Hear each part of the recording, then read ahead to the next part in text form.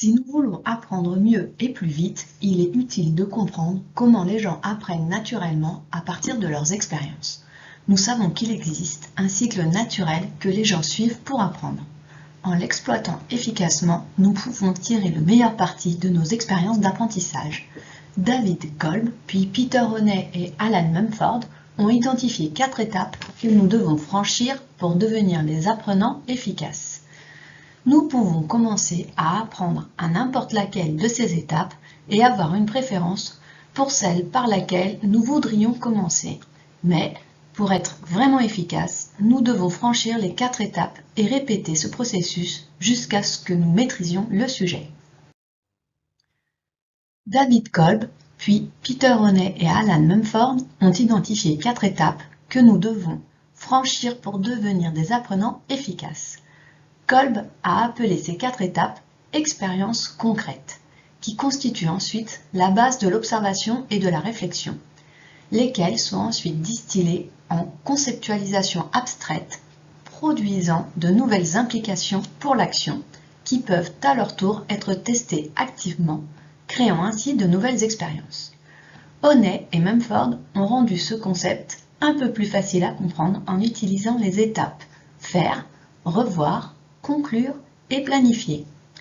Pour que l'apprentissage soit efficace, nous faisons quelque chose et vivons une expérience. Nous revoyons ensuite cela en y réfléchissant profondément et avec le recul. Et nous réfléchissons à ce qui s'est passé. Ensuite, nous tirons des conclusions et développons une sagesse et une compréhension de ce qui s'est passé en examinant pourquoi. Puis, nous planifions l'avenir et développons notre capacité d'anticipation. Nous décidons comment. Comment cela fonctionne-t-il dans la pratique? Imaginons que vous vouliez vous préparer une tasse de thé. Vous mettez un sachet de thé dans une tasse et versez de l'eau. C'est l'action ou l'expérience concrète. Ensuite, vous goûtez le thé et vous trouvez qu'il a mauvais goût. C'est l'observation et la réflexion.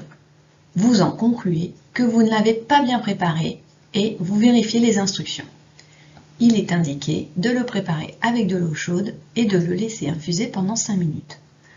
Vous décidez donc de préparer une nouvelle tasse et vous réessayez avec de l'eau chaude, et ainsi de suite jusqu'à ce que vous obteniez une tasse de thé.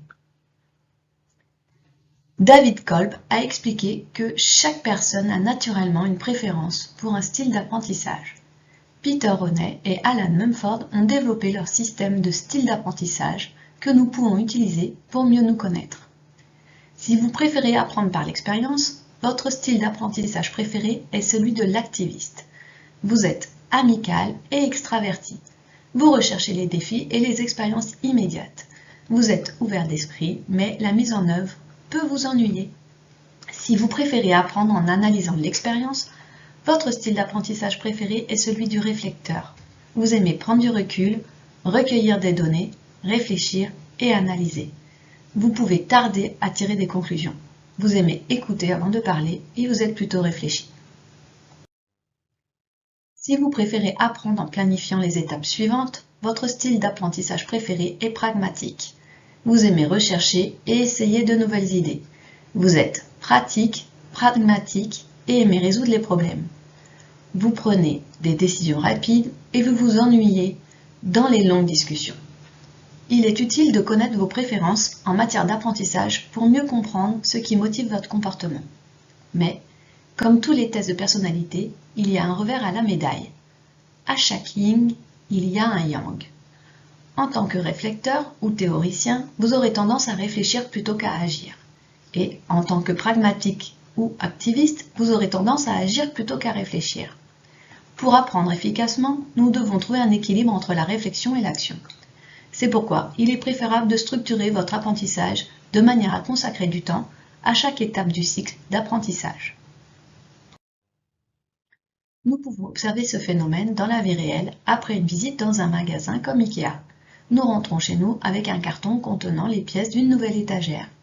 L'activiste ouvrira immédiatement le carton et essaiera de monter le meuble sans lire les instructions. Et il se retrouvera avec 3 vis en trop. 2 semaines plus tard, son meuble s'effondrera. Le réflecteur s'assiera et regardera le carton pendant un long moment et devra se faire à l'idée qu'il y a un nouveau meuble avant d'ouvrir le carton. 2 semaines plus tard, le carton sera toujours là. Un théoricien passera beaucoup de temps à lire les instructions, à disposer les pièces et à compter les vis. 2 semaines plus tard, il attendra toujours la livraison de la vis manquante. Un pragmatique se concentrera peut-être sur l'emplacement du nouveau meuble et sur la manière de déplacer les autres meubles dans la pièce pour qu'ils s'intègrent bien.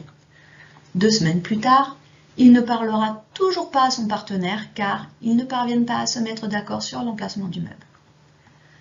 Aucun style d'apprentissage ne fonctionne bien isolément. Les personnes efficaces les utilisent tous. Les activistes ont besoin de temps pour lire les instructions et compter les pièces. Les théoriciens doivent cesser de s'inquiéter de la vis manquante et passer à autre chose, etc. Notre modèle d'auto-coaching est basé sur le cycle d'apprentissage et vous donnera une structure pour vous aider à améliorer votre expérience d'apprentissage. Mais avant tout, il serait utile de déterminer votre préférence sous-jacente qui, rappelez-vous, est une force, mais qui comporte également des difficultés.